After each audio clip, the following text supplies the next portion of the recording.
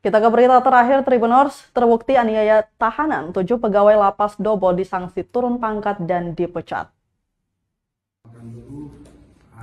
7 pegawai lembaga pemasyarakatan atau lapas kelas 3 Dobo yang terlibat dengan penganiayaan terhadap tahanan dilakukan sanksi disiplin. Hukumannya bervariasi mulai dari ringan, sedang hingga berat. Kepala Divisi Pemasyarakatan Kemenkumham Provinsi Maluku, Saiful Sahri, mengatakan untuk pengawal Mil dan JT mendapat hukuman ringan dengan membuat pernyataan tidak puas secara tertulis.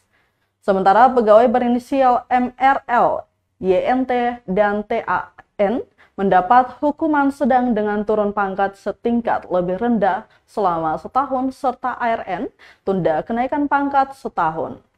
Sedangkan PL mendapat hukuman berat dan terancam hukuman pemberhentian dengan tidak hormat. Saiful mengatakan masalah ini sekarang menjadi atensi dari Menteri Kemenkumham, Wakil Menteri, Direktur Pemasyarakatan, dan Kakanwil Maluku.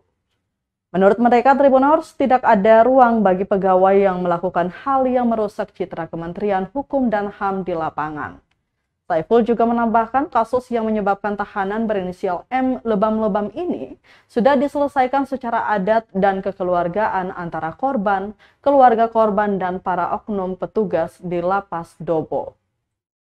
Mariam dan keluarga atas perbuatan pegawai ini, dan ini menjadi catatan akan kami melakukan upaya evaluasi baik terhadap SDM, tata kelola lapas di sana maupun sistem yang berlaku.